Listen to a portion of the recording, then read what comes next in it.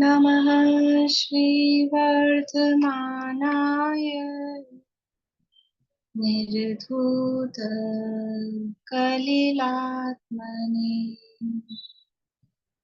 सालोकानां त्रिलोकानां यद्विद्यातर्पणायते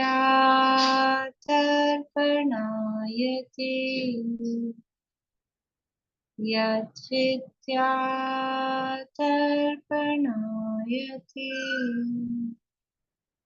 सकल पाप मल प्रक्षालक श्रीवर्धमान को करूँ नमन। लोकालोक प्रकाशित करें जिनकी विद्या है दर्पण, जिनकी विद्या है दर्पण।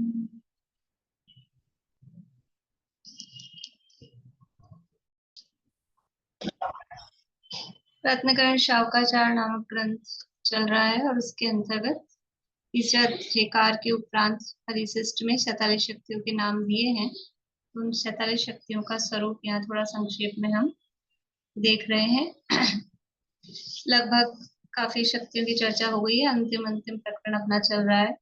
शक्तियों में हमने देखा प्रारंभ में जो जीव के अनुजीवी गुण थे, ज्ञान दर्शन सुख वीर्य आदि, उनसे संबंधित शक्तियों की बात आई। फिर उसके बाद में कुछ प्रदेशों से संबंधित चर्चा आई। फिर कर्तृत्व भोक्तृत्व के निषेध की चर्चा मतलब शक्तियों में वो करी। उसके बाद में जो जीव है वो जीव में इस तरह की अनंत धर्म शक्तियां रहती हैं और कुछ साधारण है, कुछ असाधारण है, कुछ कॉमन है, साधारण असाधारण है, इस तरह की हैं। वो अनंत हैं और परस्पर विरुद्ध भी दिखाई देती हैं। इस तरह की शक्तियां जीव में हैं। तो वो किस तरह की हैं परस्पर विरुद्ध दिखाई देने वाली, तो उसमें थोड़े से सैंपल दिए। तत्व शक्ति, तत्व शक्ति, एकत्व शक्ति, अनेकत्व शक्ति। इसके बाद में पर्यायों का परिणमन किस तरह से होता है, द्रव्य में पर्यायों का उत्पाद और उनका व्यय कौन करता है, किस प्रकार से होता है। तो परस्पर विरोधी दिखाई देने वाली विरुद्ध धर्मों को भी दिखा रहे हैं इसमें। और पर्यायों के परिणमन की व्यवस्था को, द्रव्य की विश्व की व्यवस्था, ये जो 6 शक्तियां हैं ये कहो विश्व की व्यवस्था को बता रही हैं, पर्यायों के परिणमन की व्यवस्था बता रही है। क्योंकि विश्व किसे कहते हैं, 6 द्रव्यों के समूह का नाम विश्व है। और पर्यायें जो हो रही हैं वो पर्यायें कहीं द्रव्य के बिना होती हैं क्या? तो वो द्रव्यों का समूह जो विश्व है वो वहां उसमें परिणमन हो रहा है कि नहीं हो रहा है। तो विश्व का परिणमन किस प्रकार से होता है वो व्यवस्था को बताने वाली ये भाव अभाव आदि 6 शक्तियां हैं। नाम बोलेंगे इन 6 शक्तियों के।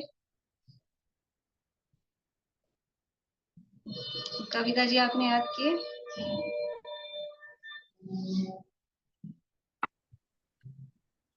याद करने नाम तो कम से कम बोलिए पद्मा जी।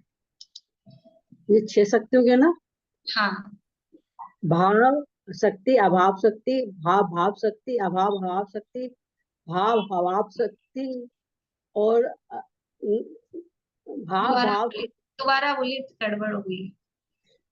भाव शक्ति, अभाव शक्ति, भाव अभाव शक्ति और अभाव भाव शक्ति, भाव भाव शक्ति, अभाव अभाव शक्ति। बढ़िया, ये 6 शक्तियां हैं। भाव शक्ति क्या बताती है? भाव शक्ति क्या बताती है? एकदम से नहीं बता पाऊंगी। भाव शक्ति क्या बताती है? हर द्रव्य में ऐसी एक शक्ति है कि वह अपनी पर्याय से युक्त ही होता है और द्रव्य प्रति समय अपनी वर्तमान पर्याय से युक्त होता है। भाव शक्ति के कारण द्रव्य में प्रत्येक समय एक ना एक अवस्था, एक ना एक पर्याय, कोई ना कोई पर्याय होगी ही। भाव शक्ति के कारण द्रव्य प्रत्येक समय अपनी वर्तमान पर्याय से सहित होता है, पर्याय होगी उसमें। ये भाव शक्ति है। अभाव शक्ति क्या बता रही है? अभाव शक्ति बताती है कि जो पर्याय अभी वर्तमान में है उसका अभाव निश्चित ही है, क्योंकि पर्याय एक समय की होती है। नहीं, अभाव जो पर्याय अभाव में है वो अभी भवन रूप होएगी ना। ये बोला ना, नहीं। जिस काल जो बरते रसा तब अन्न नहीं होती कदा, ये अभाव शक्ति बताती है ना। वो तो ठीक बात है, लेकिन आप जो बोल रहे हैं वो दूसरी शक्ति का स्वरूप बता रहे हैं। अभाव शक्ति पूछा ना आपने, तो जो रुकिए, अभी अभाव रूप है वो आगे चल के भाव रूप हो जाएगी, ये नहीं आएगा। वो अभाव वर्तमान भाव हो जाएगा ना, वो अभाव भाव हो जाएगा। क्या बोलिए। वर्तमान वर्तमान अवस्था में अन्य कोई पर्याय द्रव्य में नहीं होगी उस पर्याय के अलावा। जो वर्तमान में पर्याय है उसके अलावा अन्य कोई पर्याय नहीं होगी हाँ, द्रव्य में। अभाव शक्ति का क्या काम है पूर्णिमा आंटी? कि भाव शक्ति कह रही है वर्तमान में कोई अवस्था है, ये भाव शक्ति।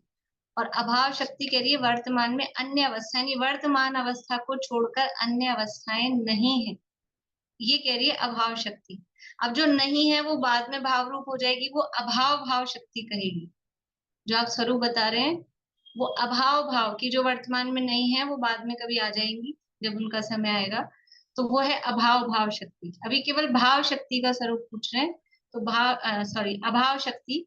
अभाव शक्ति का मतलब क्या है कि वर्तमान में जो अवस्था नहीं है उसके अलावा अन्य अन्य पर्यायों का अभाव है। वर्तमान पर्याय का सद्भाव है ये भाव शक्ति, भाव यानी होना है, और अभाव शक्ति यानी इसके अलावा अन्य नहीं है, वो अभाव शक्ति का काम है।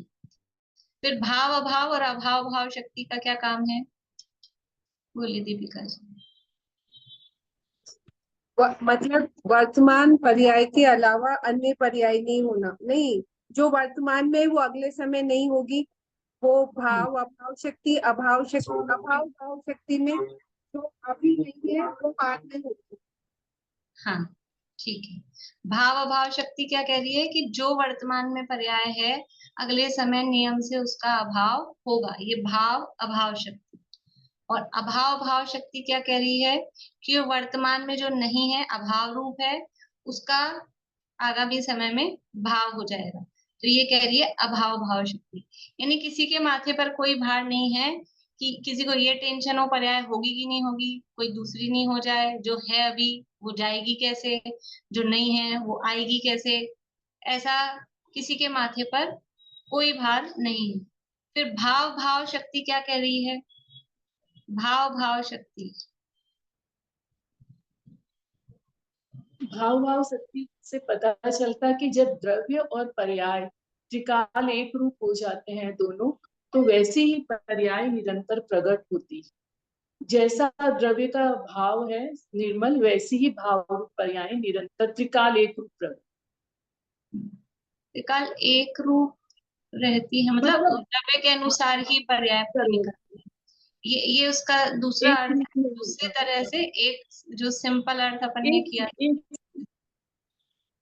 निर्मल निर्मल। बोले कविता जी भाव भाव शक्ति का जो द्रव्य की होने योग्य पर्याय होगी वही होगी। हाँ, सीधा सीधा सिंपल उसका अर्थ यह है कि भाव भाव जो होने वाली है वही होगी। भाव शक्ति में और भाव भाव शक्ति में क्या अंतर है? भाव शक्ति और भाव भाव शक्ति, इनमें क्या अंतर है कि इसमें एक बार भाव है, इसमें दो बार भाव है, अंतर क्या है? बोलिए सुमन जी। भाव शक्ति तो है होने रूप पर्याय ही होती है द्रव्य वर्तमान में, और भाव भाव है जो होने योग्य है वही होती है, दूसरी हो नहीं सकती। पहले भी तो आपने यही कहा था होने पहले रूप। है कि जो वर्तमान में जो द्रव्य में पर्याय होनी है वह होती है वो भाव शक्ति। जो होनी है, नहीं देखो भाव शक्ति में तो ये कहा कि द्रव्य में पर्याय होगी, बस इतना। उसमें ये नहीं कहा कौन सी होगी कौन सी नहीं, क्योंकि द्रव्य में हर समय पर्याय होगी।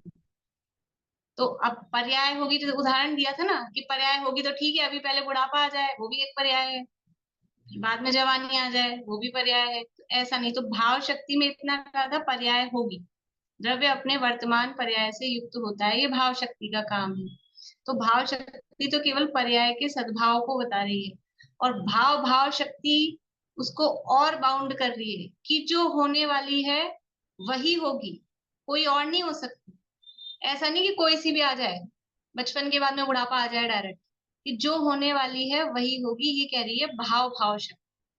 तो ये पूरे पर्यायों का की व्यवस्था को एकदम सेट करती है। तो ये अर्थ अपन ने देखा था भाव भाव शक्ति का। और जो अभी इन्होंने बताया भाव भाव शक्ति का मतलब, बोलिए पूर्णिमा आंटी। इस छंद में तो लिया है इन्होंने, सामान्य और विशेष में एक रूप रहता सर्वदा। इसमें तो सामान्य और विशेष दोनों पर्यायों को लिया है। हाँ, एक वो रूप जो अर्थ रहता अभी इन्होंने बताया ना, वो गुरुदेव ने वो भी अर्थ उसका किया है। लेकिन अपन दोनों अर्थ उसके हैं। भाव भाव शक्ति का भाव भाव भाव भाव मतलब कहता जो है, जो होने योग्य है वही होगी, ये भाव भाव शक्ति का ये तो सीधा शब्दों से अर्थ है। पर वो उसका अर्थ कैसे निकाला है, और भाव भाव, एक भाव का अर्थ है द्रव्य या गुण, द्रव्य, और दूसरे भाव का अर्थ है पर्याय। तो जो गुण है या जो द्रव्य है उसकी वही पर्याय होगी, जो प्रमिला जी ने बताया था ना, एक सी होंगी। यानी ज्ञान गुण की पर्याय ज्ञान रूप ही होगी, जीव की पर्याय जीव रूप ही होगी। यह है भाव भाव शक्ति। होने योग्य, होने योग्य का मतलब क्या है? होने योग्य के दोनों अर्थ हैं। हाँ एक तो द्रव्य रूप से होने योग्य कि जीव की पर्याय, जैसे मनुष्य के बच्चे कैसे होंगे, मनुष्य रूपी होंगे, मनुष्य गाय होंगे। गधा का रूप थोड़ी ना होंगे। तो मनुष्य की पर्याय मनुष्य रूप होगी। ये उस द्रव्य की पर्याय उसी रूप होगी, उस गुण की पर्याय उसी रूप होगी। ज्ञान गुण की पर्याय सुख रूप नहीं होगी, ज्ञान ज्ञान गुण रूपी की होगी, पर्याय चारित्र रूप नहीं होगी, ज्ञान ज्ञान गुण की रूपी। पर्याय ज्ञान रूप होगी। तो भाव भाव जो है द्रव्य या गुण, उसी रूप को परिणमन होगा, ये भाव भाव शक्ति। और इसी को हम कह रहे हैं जो होने योग्य है वही होगी। तो जो होने योग्य है वही होगी कि जैसा द्रव्य है वैसी ही उसकी परिणति होगी। और उसमें भी जिस समय जो द्रव्य के अनुरूप तो हो रही है, लेकिन फिर भी जो होने योग्य है, तो ये काल की नियामकता को भी बता रही है कि जिस समय जो पर्याय होने योग्य है, जिस टाइम पर, वही होगी। एक ही द्रव्य की पर्याय तो हो सकती है अनेक प्रकार की, लेकिन जो होने योग्य है, जिस समय जो होने योग्य है वही होगी। तो दोनों अर्थ इसके हैं भाव भाव शक्ति के। सामान्य और विशेष शब्द का अर्थ नहीं आया ना इसमें, सामान्य और सामान्य विशेष तो हो में गया ना, द्रव्य बताया ना, सामान्य द्रव्य। और विशेष में एक रूप रहता सर्वदा। तो सामान्य हुआ हम्म, द्रव्य और गुण, हाँ और विशेष हो गई इसकी पर्याय। तो जैसा द्रव्य गुण है वैसी ही उसकी विशेष पर्याय होके, ऐसे एक रूप द्रव्य हमेशा उस रूप रहता है। अच्छा ठीक है। जो सामान्य है ना, जो द्रव्य है, जैसा वो द्रव्य सामान्य है, हो गया, अ, सामान्य में तो द्रव्य आ गया सामान्य ना। और विशेष में एक रूप रहता सर्वदा। तो जो सामान्य है वो द्रव्य और गुण सामान्य है, वो अन्वय रूप हाँ से है, हमेशा वही वही है। पर्याय है उनको कहते हैं विशेष, क्योंकि वो चेंज होती रहती है। तो द्रव्य है, ये जो पर्याय है सामान्य और विशेष रूप होती है, यानी जैसे जैसा द्रव्य है वैसे ही उसके विशेष होते हैं। फिर भी द्रव्य एक रूप रहता है, मतलब द्रव्य में बदलाव नहीं होता। जो ओरिजिनल जो है ना, जो द्रव्य, जैसे गेहूं की, चने की कितनी पर्याय बदल दो, लेकिन उसमें वही वही चने के गुण ही रहेंगे ना, गुण किसके रहेंगे? गुण तो जो तो द्रव्य उसके ये है रहेंगे। भाव भाव, ये उसमें भाव भाव शक्ति कि अपने द्रव्य के अनुरूप ही उसकी पर्याय होंगी, अपने गुण के अनुरूप ही वो पर्याय होंगी, ये भाव भाव शक्ति। ठीक है। तो एक तो ये बात हो गई कि द्रव्य के या गुण के अनुरूप ही पर्याय होंगी, ये भाव भाव शक्ति है। और उसमें भी जो होने योग्य है वो होगी, जो होने वाली है वो होगी, ये। और इसमें भाव भाव शक्ति में यानी दो दो तरह के भाव इसमें निकल रहे हैं। समझ में आ रही है बात सबको? पहली भाव शक्ति में कहा था कि पर्याय होगी, बस पर्याय होगी। और इस भाव भाव शक्ति में कह रहे हैं जो होने वाली है वो होगी। ये और निश्चितता, मतलब होगी ये भी निश्चितता है, लेकिन ये और जिस समय, मतलब एकदम खचित कर दिया कि जो होने वाली है जिस समय जो है वो ही होगी। और कैसे होगी कि जैसा द्रव्य है वैसी ही होगी, भाव भाव, अपने भाव यानी द्रव्य के अनुरूप ही वो भाव पर्याय होगी। भाव शब्द के आपको बताया था 2-3 दिन पहले, भाव शब्द का अर्थ द्रव्य भी होता है, गुण भी होता है, पर्याय भी होता है। भाव शब्द अनेक अर्थों में यूज में आता है। तो यहाँ पर पहला भाव वो द्रव्य के अनुरूप आ गया, सामान्य जिसको कहा, और दूसरा भाव है उसको विशेष यानी पर्याय के रूप में लिया। इस तरह से दोनों अर्थ, ये दूसरा वाला अर्थ की चर्चा अभी मुझे करनी थी। तो हो गई, समझ में आ गया आप लोगों को? ठीक है। अब ये अभाव अभाव शक्ति, अभाव अभाव शक्ति क्या कह रही है?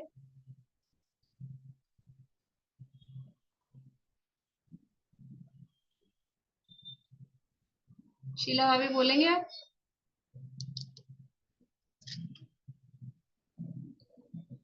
जो पर्याय नहीं है वह बाद में भी नहीं होगी। जो नहीं है वो बाद में भी नहीं। जो नहीं योग्य पर्याय है द्रव्य की, हाँ, जो होने योग्य नहीं है वो नहीं होगी। वो नहीं होगी। अभी हाँ नहीं है तो हाँ, बाद में भी नहीं होगी। देखो अभी नहीं है तो बाद में भी नहीं होगी ऐसा नहीं होता, जो अभाव द्रव्य अभाव में की कहा है ना। पर्याय, हाँ, लेकिन जो उसमें होने योग्य नहीं है वो नहीं ही होगी। भाव भाव में नहीं कहा होगी। जो होने योग्य है वही होगी, और अभाव अभाव में कहा जो होने योग्य नहीं है वो नहीं होगी। इसको वह उससे ही लगाना, द्रव्य गुण से भी, कि जो होने योग्य नहीं है वो नहीं ही होगी। तो जीव में ठंडा गर्म रूप पर्याय होने योग्य है क्या?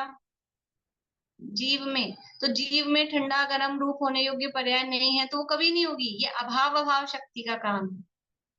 पुद्गल में जानने रूप पर्याय कभी होने योग्य है, कभी जानने लग जाए।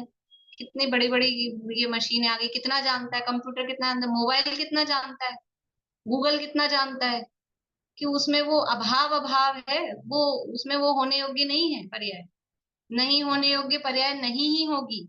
ये अभाव अभाव शक्ति और अपने द्रव्य गुण के अनुरूप हो रही है, और जो पर द्रव्य गुण है उनके अनुरूप पर्याय नहीं होगी। तो अभाव पर द्रव्य का अभाव है, पर गुण का अभाव है, तो उसके अनुरूप जो पर्याय हो रही है उसका भी अभाव है।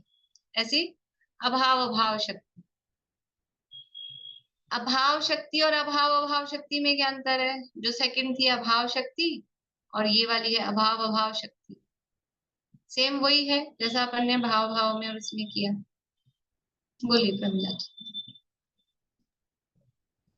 पहली अभाव शक्ति में तो बताया कि भूत और भविष्य की पर्याय का वर्तमान में अभाव है, और दूसरी वाली अभाव अभाव में बताया कि परद्रव्य की अपेक्षा बताया कि पर का अभाव, जो होने योग्य है अपने द्रव्य की होगी और पर का अभाव।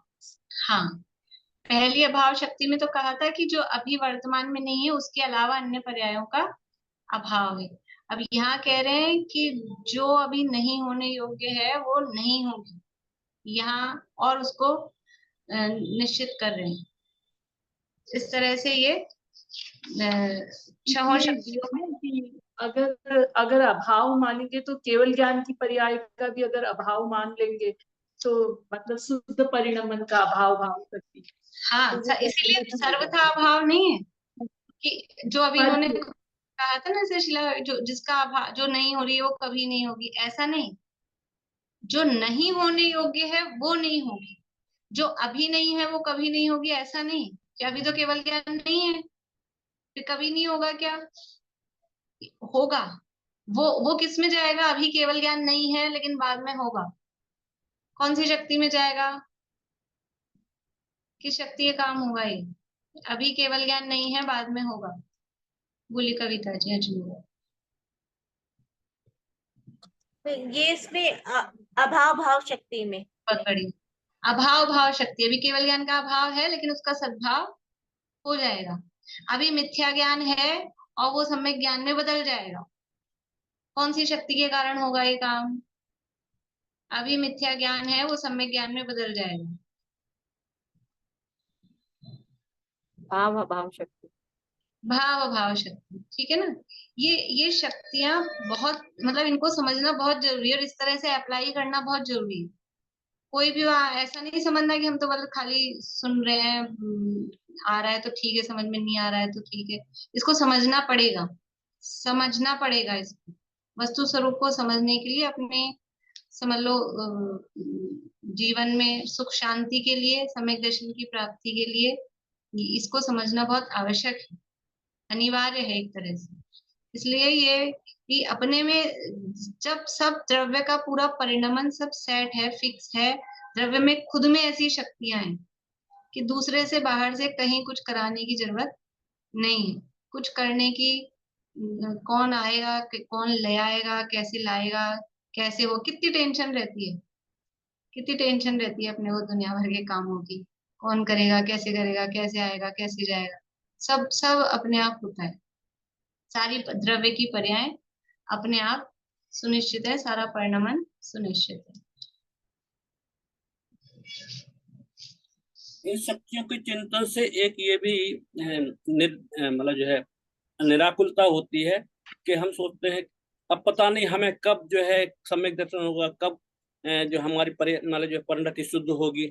इसके चक्कर में हम लोग जो है उलझे रहते हैं। हमने तत्व ज्ञान तो कर लिया लेकिन वो काम नहीं हो रहा है। तो जब होना होगा तो वही होगा ही होगा, जो है अभाव भाव शक्ति ये कह रही है जो है। हाँ ठीक है, वो तो अभी तो पहले दुनिया का बोझा तो उतर जाए, फिर इसकी अभी बाहर की चिंता छोड़ के ये चिंता तो ठीक है, एक बार इस चिंता में तो आए। और फिर जिनको ये चिंता भी ज्यादा हो रही है कि कब होगा तो उनके लिए, लेकिन अभी तो हमको यही चिंता नहीं हो रही कब होगा, अभी तो हमको घर गृहस्थी की चिंता नहीं छूट रही है। हमारे तो घर गृहस्थी के काम की चिंता लगी रहती है, ये तो हमारी चिंताओं की लिस्ट में ही नहीं है कि सम्यक दर्शन कब होगा कि मैं सुखी कब होऊंगा, वो तो हमारी चिंता की लिस्ट में ही नहीं है। बोलिए रेणु जी। मैम, जो भाव भाव शक्ति है और अभाव अभाव शक्ति है, वो मतलब अस्तित्व और नास्तित्व की अपेक्षा दोनों की परिभाषा तो सेम ही है। हाँ, अस्तित्व नास्तित्व की अपेक्षा एक अस्थि रूप कथन है, एक नास्ति रूप कथन। मीनिंग तो दोनों का एक ही हो गया। हाँ, मतलब उसी बात को दृढ़ करने के लिए एक इधर से कहा, एक उधर से कहा, एक अस्थि से कहा, एक नास्ति से कहा। अस्थि से कहा जो होनी है वही होगी, जो नहीं होनी है वो नहीं होगी, तो उसको और दृढ़ करने के लिए। लेकिन ये अलग अलग शक्तियां, खाली कथन की बात नहीं है, ये शक्ति है द्रव्य में इस तरह की। और ये जब शक्ति होती है तभी वो वर्क होता है, वो काम हो रहा है ना, तो वो शक्ति है उस रूप। अभाव अभाव शक्ति में अन्य द्रव्यों की अपेक्षा कथन आया ना कि अन्य द्रव्य का इसमें प्रवेश ही नहीं। भाव भाव में तो स्वद्रव्य की अपेक्षा कथन है, स्वद्रव्य में जो पर्याय जब जैसी होनी है। स्वद्रव्य यानी अस्थि की अपेक्षा परद्रव्य यानी वो पर की नास्ति। हाँ, पर की नास्ति का कथन किया। ठीक है। तो इस तरह से ये जो 6 शक्तियां हैं, ये प्रत्येक द्रव्य की परिणमन की व्यवस्था को और अन्य द्रव्यों की व्यवस्था को और अपनी आत्मा की व्यवस्था को, देखो जगत की व्यवस्था भी समझना है, जरूरी है कि नहीं। अपन तो अपनी समझ लो कि अपनी समझ में आ जाती है तो जगत की भी समझ में आ जाती है, जगत की समझ में आ जाती है तो अपनी भी समझ में आ जाती है। और वो समझना भी इसलिए जरूरी है कि हमारा तो बोझा सारा जगत में ही लगा हुआ है ना, बाहर ही। इसलिए इन शक्तियों को समझकर एकदम निश्चिंतता, निर्भरता और निराकुलता उत्पन्न होती है कि कुछ अपने को करने धरने का बोझा नहीं है। जब करने धरने का बोझा नहीं है तो फिर क्या करना है, फिर भी ये पूछ रहे क्या करना है कि जो अपना सहज स्वभाव है, जानना जानना जानना जानना जानना, उस रूप रह जाएगा। जब ये सारा बोझा उतर जाएगा तो सहज ज्ञाता दृष्टा रूप परिणमित होगा और वो सहज स्वभाव की प्राप्ति होगी। देखिए अब ये जो 6 शक्तियां थी, इन 6 शक्तियों में पर का कर्ता बने का निषेध किया है कि द्रव्य में कोई परिणमन कोई दूसरा करे, कोई परद्रव्य करे, उसकी कहीं गुंजाइश ही नहीं, क्योंकि द्रव्य में खुद में अपने पास अपने आप कितनी, एक नहीं दो नहीं 6 शक्तियां हैं जो उसके परिणमन को एकदम संभाले हुए है, हिलने नहीं दे सकती है। तो पर के कर्ता पने का पूर्ण रूप से इन 6 शक्तियों के माध्यम से निषेध कर दिया। अब यहाँ अब आगे बात कर रहे हैं कि जो कारक हैं, कारक होते हैं, कारक समझती, प्रत्येक जो भी कार्य होता है, क्रिया के होते हैं कारक। व्याकरण में पढ़े होंगे, ये उन्हीं व्याकरण वाले कारकों की ही चर्चा अब आएगी यहाँ आगे, कि जो भी क्रिया होती है उसके कारक होते हैं। कौन कौन से कारक होते हैं? नीलम भाभी को आते होंगे, बोलिए। इन क्रिया के कर्ता बोलते हैं, जो क्रिया हो रही है उसका कर्ता होता है, उसको कारक बोलते हैं। कर्ता ने कर्म को कर्म से संप्रदान के लिए अपादान से अलग संबंध अधिकरण में पर पहले अधिकरण, संबोधन हियरिंग, इसमें ना संबंध पहले दिया है, लेकिन संबंध बाद में दिया है, संबंध पहले आता है। इसमें बाद में दिया है संबंध शक्तियों में, लेकिन संबंध पहले आता है, अधिकरण बाद में आता है। अधिकरण संबोधन है यार। तो दुनिया में जो लौकिक पढ़ाई में तो वो 8 बताते हैं, 8 विभक्तियां होती हैं, तो उस हिसाब से 7, 8, 9 इस तरह से चलते हैं। लेकिन वास्तव में कार्य में जो कारक होते हैं, कार्य के कारक मतलब जो क्रिया के अनुरूप होते हैं, उसको बोलते हैं कारक। तो 6 कहे गए हैं: कर्ता, कर्म, करण, संप्रदान, अपादान और अधिकरण। संबंध का क्रिया से वो तो संबंध बताता है ना, और अपने जैन दर्शन में तो वैसे ही नास्ति सर्वोपि संबंध परद्रव्यात्म तत्वयोः, तो संबंध को कारक के रूप में यहाँ ग्रहण नहीं किया जाता है, लेकिन शक्ति के रूप में लिया है। जब कारकों की चर्चा आती है, आप प्रवचन सार आदि ग्रंथों में कारक की चर्चा दी है, अभिन्न षट कारक वगैरह, तो वो पढ़ेंगे, तो वहां पर 6 कारकों की चर्चा है। 6 कारकों की चर्चा है। संबंध को कारक के रूप में नहीं लिया जाता है, पर यहाँ शक्तियों में संबंध को भी लिया है। तो अब ये जो कारक है, अभी कारक वाली शक्तियां तो आगे आएंगी, उससे पहले भाव शक्ति, क्रिया शक्ति, लेकिन ये भी कारकों से ही रिलेटेड है। नाम वही है, भाव शक्ति। अभी पहले क्या नाम था, उसका नंबर क्या था, 33 नंबर की भी भाव शक्ति थी, और अब ये 33 है ना, हाँ 33 नंबर की भाव शक्ति थी, और अब ये 39 नंबर की भी भाव शक्ति है। नाम रिपीट होते हैं, जैसे अपने द्रव्य ने 2 बार आया था 47 स्नेहों में, पहले नंबर पे भी था और आगे भी था 13वां या ऐसा कुछ नंबर था द्रव्य ने। ऐसे ही भाव शक्ति, लेकिन दोनों का भाव अलग अलग है। देखिए पढ़ते हैं अपन स्वरूप, थोड़े शब्द भारी भारी से लगेंगे, शब्दों पे मत जाइएगा, स्वरूप अपन समझेंगे तो स्वरूप सरल है। कारकानुगत क्रिया निष्क्रांत भवन मात्रमयी भाव शक्ति। कारकानुगत भवत्ता रूप भावमयी क्रिया शक्ति। क्या कह रहे हैं कि कारकों के अनुसार, कारक क्या है, वही कर्ता, कर्म, करण आदि जो कारक हैं, कारकों के अनुसार होने वाली क्रिया से रहित भवन मात्र। भवन का मतलब, भवन मतलब रहने का मकान, भवन का मतलब रहने का मकान नहीं, भवन का मतलब है होना, भू धातु से भवन बना है।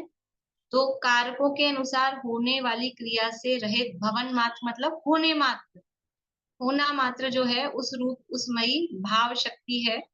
और कारकानुगत, कारकों के अनुसार परिणमित होने रूप भावमयी, ये कह रहे थे कारकों के अनुसार होने वाली क्रिया से रहित भवन मात्र, उस क्रिया से रहित जो होने रूप है, और ये कह रहे हैं कारकों के अनुसार परिणमित होने रूप भावमयी वो क्रिया शक्ति है।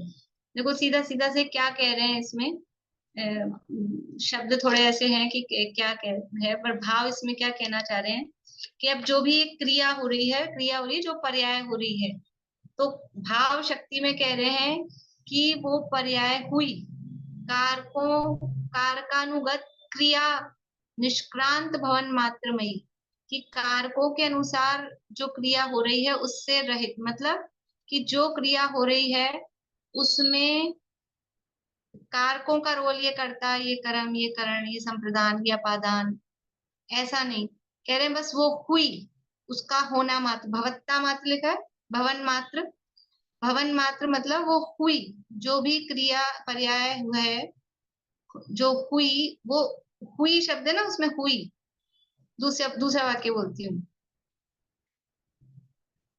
अरहंत भगवान के घातिया कर्मों का नाश हुआ, अरहंत भगवान ने घातिया कर्मों का नाश किया।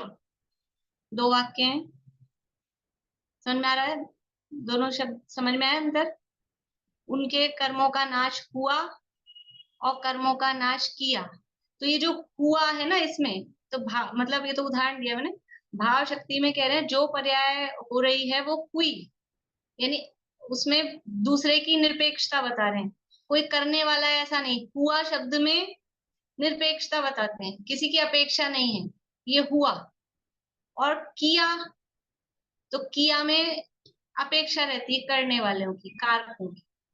तो जो पर्याय हुई उसमें हुई, ये इसमें कारकों की अपेक्षा नहीं है, ये भाव शक्ति है। और उस पर्याय को किया, तो ये जो किया कहा है इसमें कारकों की अपेक्षा है। समझ में आई बात। कि कर्मों का नाश किया, तो किया तो फिर प्रश्न उठेगा किसने किया, कब किया, किससे किया, कहाँ रह के किया। ये कारक यही होते ना, जो करने वाला है उसको बोलते हैं कर्ता, और जो कार्य हुआ, अभी आगे आएगी कर्म शक्ति, जो कार्य हुआ उसको बोलते हैं कर्म। जैसे अभी अपन बाहर वाले अभिन्न यानी भिन्न षटकारकों में समझे, घड़ा बनता है, घड़ा बना, तो घड़ा बना ये हुआ कार्य, और वो जो घड़ा बनने की प्रोसेसिंग हुई, जो पूरी प्रक्रिया चली, उसको बोलेंगे क्रिया। तो कर्ता कौन है घड़ा बनाने का? कुम्हार, कर्ता, और कार्य क्या हो गया?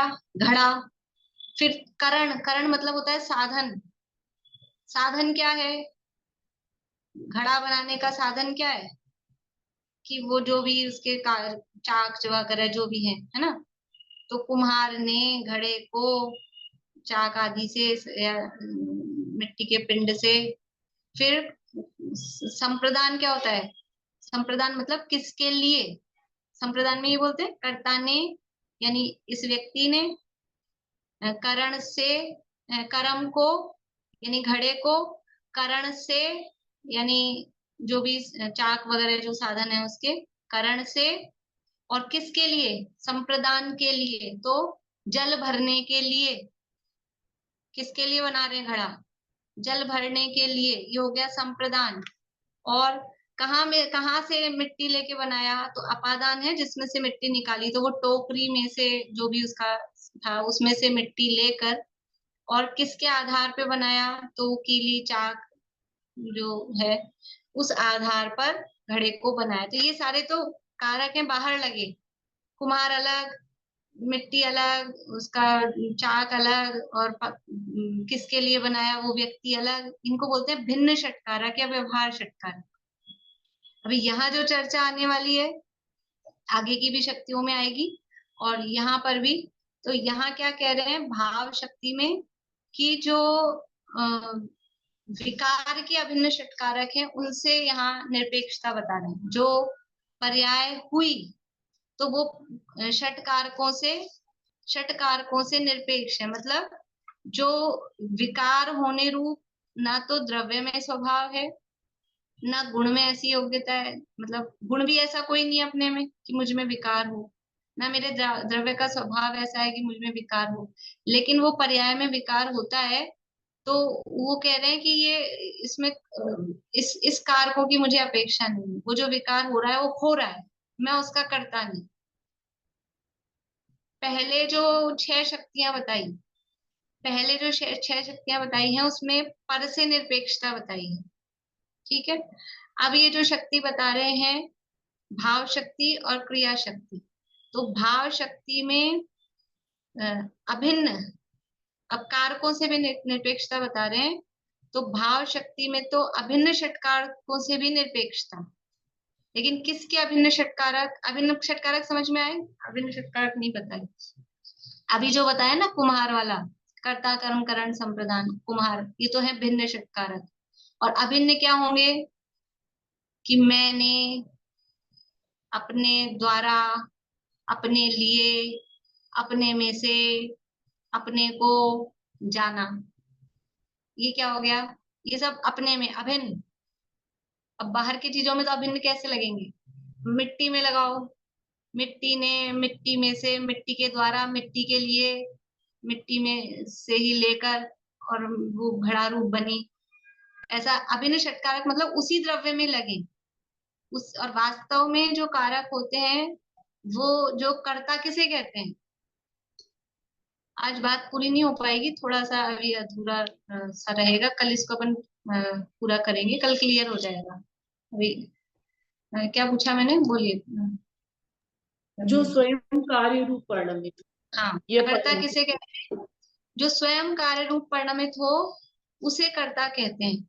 तो ये मैं स्वयं ही कर्ता, मैं स्वयं ही करण, इसमें छेड़ाला में आती है ना वो लाइन, चिद भाव कर्ता, चिद भाव कर्म चिदेश कर्ता, चेतना क्रिया तहा, तीनों अभिन्न अखिन्न शुद्ध उपयोग की निश्चल दशा।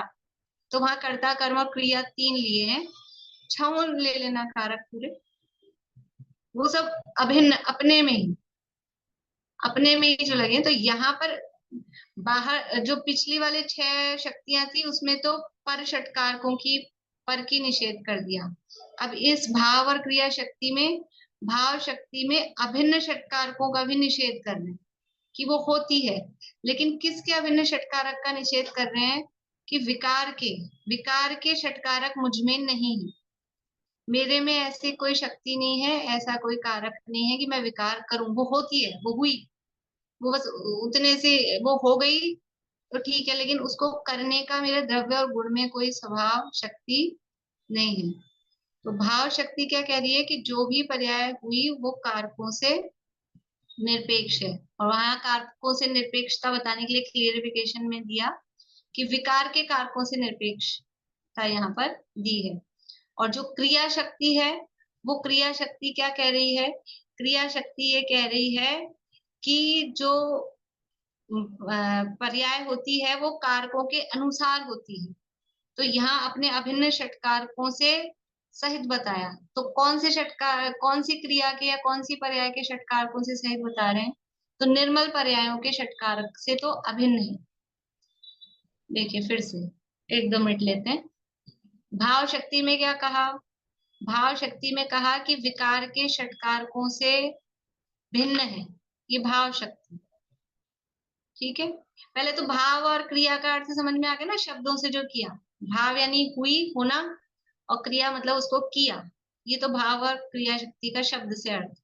अब उसका भाव क्या कह रहे हैं, मीनिंग कि जो विकार के षटकारक हैं, विकार के षटकारकों से आत्मा रहित है, भिन्न है, ये भाव शक्ति का स्वरूप है। और क्रिया शक्ति में कह रहे हैं कि जो निर्मल पर्याय हैं, निर्मल पर्यायों के षटकारकों से अभिन्न है।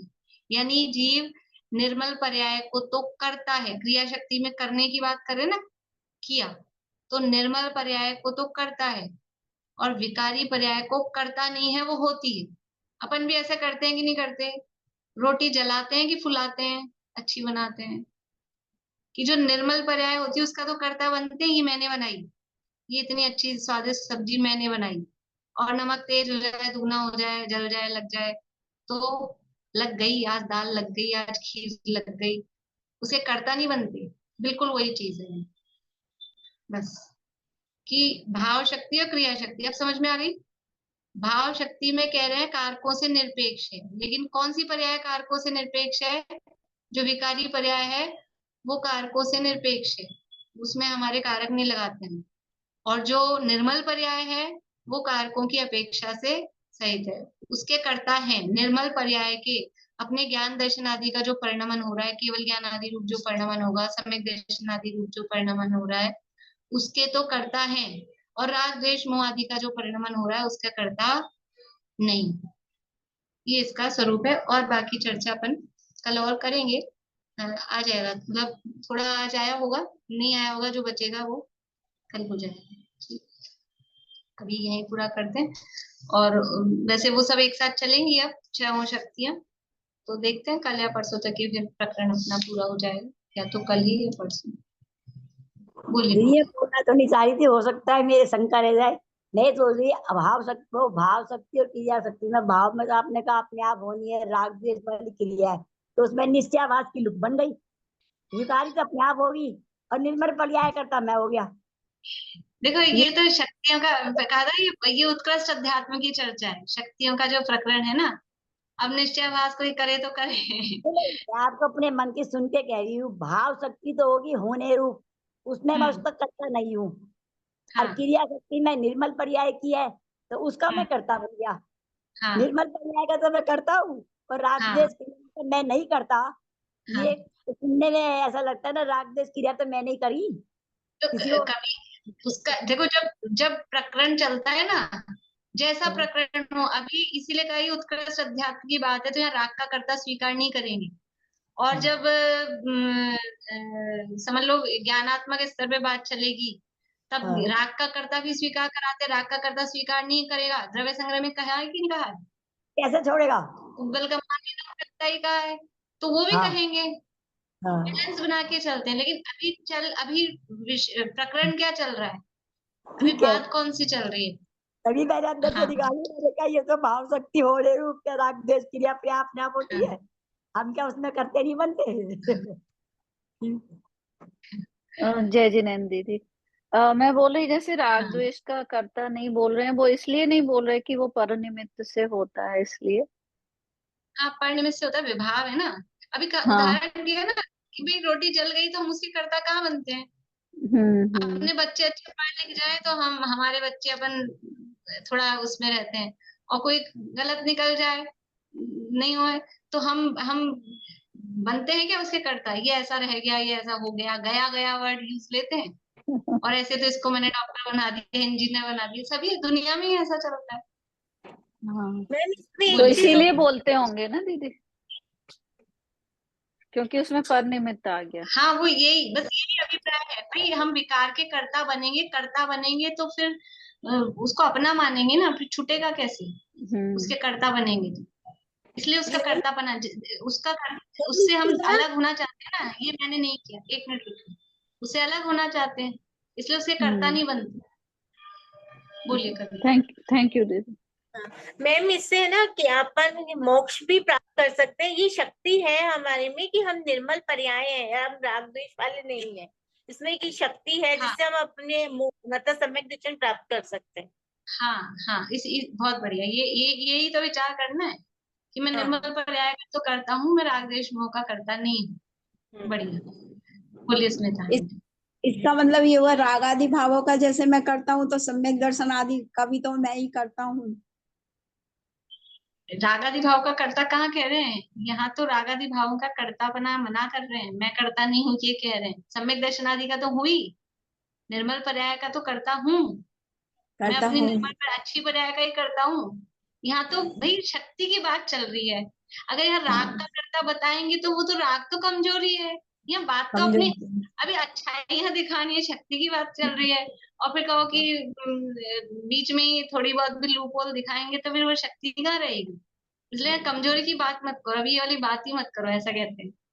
अभी तो शक्ति की बात करो, तो अच्छी जो निर्मल पर्याय है उसका तो मैं करता हूँ, और जो विकारी पर्याय है उसका मैं करता नहीं, ऐसा यहाँ के।